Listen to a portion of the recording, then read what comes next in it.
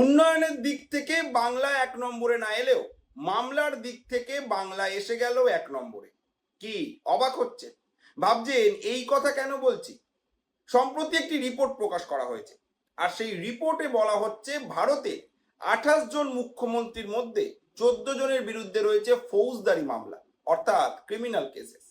আর এই 14 জনের মধ্যে একদম উপরের দিকে রয়েছে পশ্চিমবঙ্গের মুখ্যমন্ত্রী শুভেন্দু অধিকারী।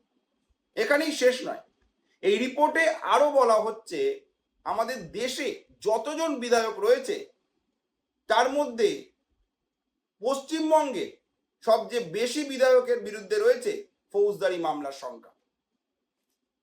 আর এই রিপোর্ট, এই তথ্য আমরা বলছি না কিংবা আমরা প্রকাশ করছি না, এই রিপোর্ট প্রকাশ করা হয়েছে সুপ্রিম কোর্ট অফ ইন্ডিয়ার তরফ থেকে, অর্থাৎ ভারতের সর্বোচ্চ আদালতের তরফ থেকে। কিন্তু প্রশ্ন হচ্ছে এই রিপোর্ট হঠাৎ করে কেন বানালো সুপ্রিম কোর্ট অফ ইন্ডিয়া? কেই বা বানালো? সব থেকে বড় কথা হচ্ছে এই রিপোর্ট আর কি কি তথ্য সামনে আনলো।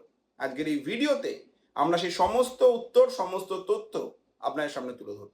তাই অবশ্যই ধৈর্য ধরে ভিডিওটি শেষ পর্যন্ত দেখতে ভুলবেন না। চলুন শুরু করা যাক। ভিডিও শুরুতেই আপনাদের জানাবো সুপ্রিম কোর্ট অফ ইন্ডিয়ার তরফ থেকে একজন আদালত বান্ধব অর্থাৎ অ্যামিকাস কিউরিকে নিয়োগ করা হয়েছিল বিজয় হাংসেরিয়াকে। তিনি 96 পাতার একটি রিপোর্ট জমা দিলেন। কেন জমা দিলেন? এই অ্যামিকাস কিউরিদের কাজ হলো রিপোর্ট, বিভিন্ন তথ্য, বিভিন্ন ডকুমেন্টস পর্যালোচনা করা, গবেষণা করা এবং আদালতকে তথ্য দেওয়া। এবার সেই তথ্য যখন সামনে এলো সবার চোখ কপালে উঠে গেল।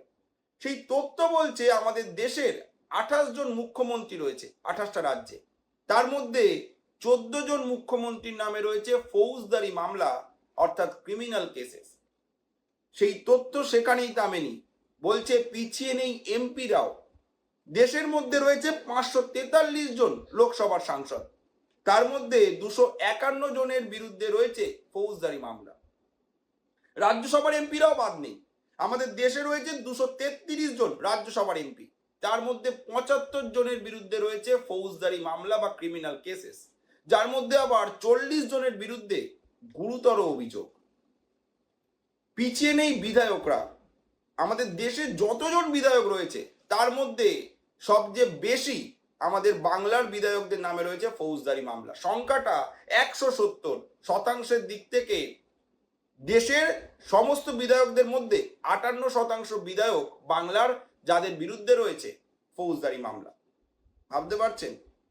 চলুন এবার একটু ব্যাখ্যা করে দেওয়া যাক। প্রথমেই বলবো মুখ্যমন্ত্রীদের নাম, যে এই যে 14 জনের তালিকায় কে কে রয়েছে। এই তালিকায় একদম ওপরে যিনি রয়েছে তিনি হলেন তেলেঙ্গানার মুখ্যমন্ত্রী রেবন্ত রেড্ডি। তার নামে রয়েছে 89টা ফৌজদারি মামলা। দ্বিতীয় স্থানে রয়েছে পশ্চিমবঙ্গের মুখ্যমন্ত্রী শুভেন্দু অধিকারী, তার নামে রয়েছে 29টা ফৌজদারি মামলা। তৃতীয় স্থানে রয়েছে কর্ণাটকের মুখ্যমন্ত্রী DK শিবকুমার, তার নামে রয়েছে 19টি মামলা।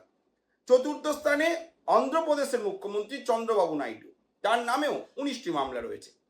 পঞ্চম স্থানে রয়েছে কেরালার মুখ্যমন্ত্রী VP সতীশন, তার নামে রয়েছে 18টি মামলা। তারপরে রয়েছে ঝাড়খণ্ডের হেমন্ত সোরেন, তার বিরুদ্ধে রয়েছে 5টি মামলা। তারপরে মহারাষ্ট্রের মুখ্যমন্ত্রী দেবেন্দ্র ফডনভিস রয়েছে, তার বিরুদ্ধেও রয়েছে 5টি ফৌজদারি মামলা। 4টি করে ফৌজদারি মামলা রয়েছে হিমাচল প্রদেশের মুখ্যমন্ত্রী সুখবিন্দর সিং, তামিলনাড়ুর মুখ্যমন্ত্রী জোসেফ বিজয় এবং বিহারের মুখ্যমন্ত্রী সম্রাট চৌধুরীর নামে। আর 1টি করে মামলা রয়েছে সিকিমের মুখ্যমন্ত্রী প্রেম সিং তামাং, পাঞ্জাবের মুখ্যমন্ত্রী ভগবন্ত মান, উড়িষ্যার মুখ্যমন্ত্রী মোহন চরণ মাঝি এবং রাজস্থানের মুখ্যমন্ত্রী ভগবান লাল শর্মা। এটা গেল মুখ্যমন্ত্রীর তালিকা। এবার আমরা বলবো 251 জন এমপির কথা, যাদের নামে ফৌজদারি মামলা রয়েছে। না, নাম বলবো না, খালি হিসাবটা বলবো। এই যে 251 জন লোকসভার এমপি, তার মধ্যে কেরালার 95% এমপির নামে রয়েছে ফৌজদারি মামলা। তেলেঙ্গানার 82% এমপির বিরুদ্ধে রয়েছে ফৌজদারি মামলা। উড়িষ্যার 76% এমপির বিরুদ্ধে রয়েছে ফৌজদারি মামলা। অর্থাৎ টপ 3-এ কেরালা, তেলেঙ্গানা, উড়িষ্যা। অর্থাৎ কেরালার 100 জনের মধ্যে 95 জন এমপির মধ্যেই রয়েছে ফৌজদারি মামলা। এটাই কিন্তু বলছে রিপোর্ট। এবার জানাবো এমএলএদের সংখ্যাটা। এমএলএর মধ্যে যেমনটা বললাম 58% আমাদের পশ্চিমবঙ্গের বিধায়ক, তাদের বিরুদ্ধে রয়েছে ফৌজদারি মামলা। এরপরে রয়েছে কেরালা 57%, অন্ধ্রপ্রদেশের 56%, তেলেঙ্গানার 49%, ঝাড়খণ্ড এবং উড়িষ্যার 45%। এছাড়াও জানাবো আরো একটি তথ্য। বিজয় হাংসরিয়া তিনি যে রিপোর্ট দিয়েছেন তাতে বলা হচ্ছে 4192টি মামলা রয়েছে মুখ্যমন্ত্রী, বিধায়ক, রাজ্যসভার এমপি, লোকসভার এমপি মিলিয়ে, যার মধ্যে 519টি মামলা গত 10 বছর ধরে একইভাবে পড়ে রয়েছে। 700টি মামলার এখনো পর্যন্ত তদন্তই শুরু হয়নি। অর্থাৎ এই হচ্ছে আমাদের দেশের অবস্থা।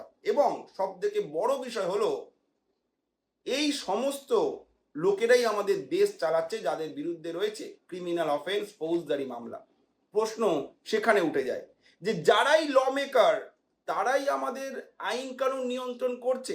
অর্থাৎ প্রশ্ন সেটাই, যেই রক্ষক সেই ভক্ষক। উত্তরটা দেবেন আপনারা। তবে এটাও ঠিক, মামলা হওয়া মানেই কেউ কিন্তু অপরাধী নয়। মামলা হয়েছে, অপরাধ কিন্তু এখনো প্রমাণিত হয়নি। আপনারাই বলুন, এই রিপোর্ট যেটা সুপ্রিম কোর্টের তরফ থেকে পেশ করা হয়েছে, সেই রিপোর্ট নিয়ে আপনার কি মতামত জানাতে ভুলবেন না। আপনাদের মতামত কমেন্ট করে, আর এরকমই আরো ভিডিও দেখার জন্য, আরো তথ্য পাওয়ার জন্য ফলো এবং সাবস্ক্রাইব করবেন আমাদের চ্যানেলটি। ধন্যবাদ।